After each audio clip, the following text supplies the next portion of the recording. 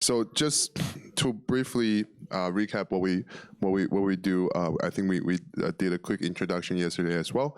We do two things. One is like we do data analytics, mostly focusing on the Filecoin network.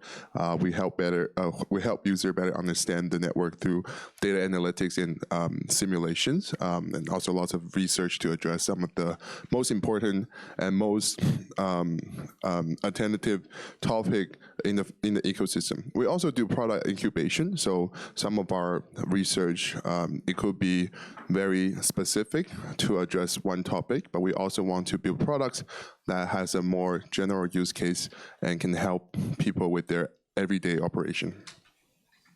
We have been in this ecosystem for almost 3 years now. So briefly after mainnet launch, we have also started our business. And then we're glad that we're still here and we want to keep committed to this wonderful ecosystem. Yeah, so I guess for today's agenda, so yesterday we kind of talked about like the economics of Filecoin, and then how an SP can survive and make money in this ecosystem.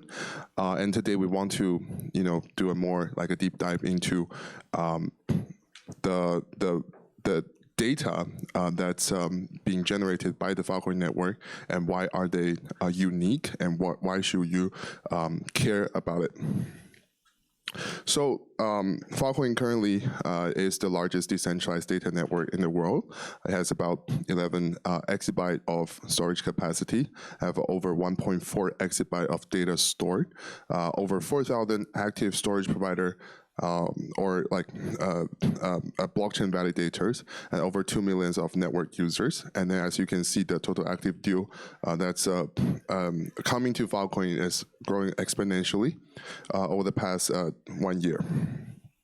So we talked about this yesterday. So basically, Filecoin's economy is a island economy. It exports data services and storage services to the outside world. And that's why the general utility that's being exported to users, which is, the general utility one I'm talking about here is storage and data services, creates demand for token and then consumption for utility. And also within the Filecoin ecosystem, we have utility supply and token circulation. That's how everyone gets paid, everyone makes their money. So if we're talking about utility and service, reputation really matters. Reputation means that why would any user trust this network and then come into the network and consume your utility? Because this is not like a one-time transaction, right? Because if we're talking about data service, if you're talking about data storage, you are actually providing a service for a duration of time, right? So the user wants to store their data with you for a period of time. It's not just like, okay, we do this one time and then that's it.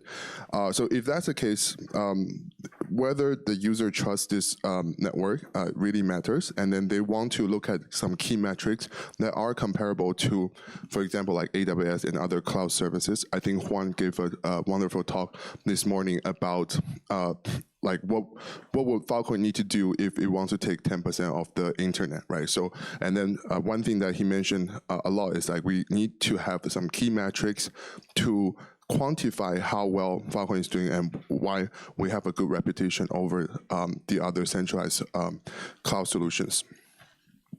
And within the network, it's actually a marketplace, right? So you have different type of storage providers, and different type of developers creating different type of services, and then all these services have or carries its own reputation within the network as well. So in that sense, yes, the reputation of the entire network matters a lot, but reputation of individual participant, like every storage provider, also matter because there is a collective.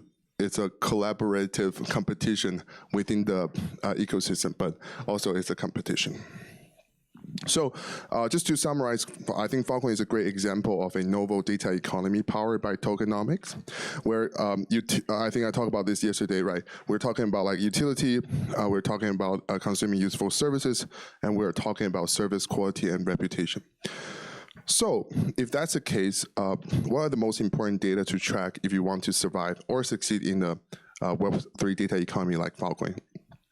we can just take a look at the different data dimensions that different blockchain networks provide. So if we're talking about Bitcoin, right, which is the OG of everything, it only has token data because it's supposed to become a network for peer-to-peer transaction and peer-to-peer digital currency system. And then you move on to Ethereum, which Ethereum has this novel idea of having a internet or like a computer for the world, right? Which they introduce smart contract where you can execute codes, and then there exists like use case data. So it's the first time when people actually use a blockchain network for something, right? It's not, oh, I'm just using it to transact. I'm just using it to send tokens around. And then when we come to Filecoin, yes, we have token data. Yes, we have all different type of use cases on Filecoin, including user-defined use cases like FEM, FEM dApps, right? But we also have like service level data. Like for example, if you are thinking about Ethereum, you're sending in a transaction, you're executing, you're calling a function in a smart contract, and someone execute that for you, and then you get like instant feedback. And that's it. Your relationship with that storage provider, no, sorry, it's not a storage provider, with that miner, it's over, right? It's not like a long-lasting relationship. So you're kind of agnostic to who is providing the service to you, right? Who execute your transaction. But for Filecoin, given that you are trusting your data with a storage provider, and you're consuming ongoing storage services, or in the future, an ongoing data service from a storage provider, you actually need to understand what is the service level data that can quantify the reputation of a storage provider. You care a lot about that. So, like if we're talking about service level data, right? You have how much capacity is one storage provider providing, how much faults is one storage provider like having over a certain amount of time, right? So that kind of gives you the uptime, downtime data to it, and then how much of the data is being properly stored but not terminated by that storage provider. So here are just like some examples on service level data on Filecoin. So use case data is what what people use the Filecoin blockchain for, right? Of course, you can send transactions to different people, right? You can send tokens to different people. You can also use it to, propose deals. You can use it to seal sector. You can use this to provide like your storage proofs. You can also, go to FEM, right? There's like lots of user-defined use cases where you can interact with different kind of contracts, and then all those are, how you use the Filecoin blockchain. And finally, you have token level data, right? So token level data is the field token. We talked about it yesterday. How is it being circulated? How is it being mined? How is it being minted? And who are using this token for what? What is the distribution of this token? So next, I'll introduce my colleague, who is the research lead, Ben Hall, who is the research lead at Starboard, and then he'll give us more examples of how all these data actually plays an important role in our everyday operations and everyday business. So thanks a lot, Sylvan. I'm just going to walk you through some typical use cases. So for example, what would you do if you're an SP? So some of the main questions that you might ask is, what kind of rewards am I going to get? How much collateral do I pay for onboarding storage? How are my peers onboarding their sectors, right? This will help you to make dynamic decisions, right? Because a lot of the state of the network is dynamically fluctuating. So you have to have some awareness of what's going on in the network. So I'll just give you a quick demo here. So for example, if I'm an SP, right, you might want to look at, for example, capacity and services. So you can look at how total power of the network changes.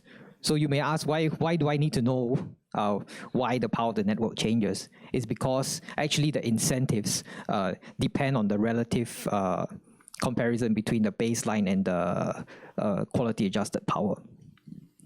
You may also want to look at, as I mentioned, storage economics. So how much are you getting for each win count that you mine? And also how much does it cost to onboard the sector? So you may also look at, for example, deals, the coverage of deals, how much new deals are onboarded at one time. And also, you will notice that a huge majority of the deals recently are Filecoin Plus deals. So these are relevant information to know when, before you strike up any deals with prospective clients. So I will also go on to talk about, let's say if you are looking for some financing as an SP, or you are an investor that wishes to make some money from staking your Filecoin, right? So we also have this FVM Explorer, and within the FVM Explorer we have this DeFi leaderboard. So this DeFi leaderboard actually covers the major lenders in the DeFi landscape, right? So which are the protocols that are supplying the most money, which ones are the most efficient, how many stakers and borrowers are contributing to each financing application. So again, this can give you more options in terms of where to get your financing from. So yeah, just to summarize, right? Starboard provides you with a large variety of analytics products, right? For you to get on top of your needs as an SP. As I also covered here the network dashboard, the FVM Explorer, but there's one last thing that wanted to show you is the space scope data API. So if, for example, if you are a developer, you may have a need for live data or live information. So what you can do is to sign up for an account at SpaceScope, right? Get the API key here, and you will see it's pretty easy for you to get data on demand. So for example, if I'm looking for a particular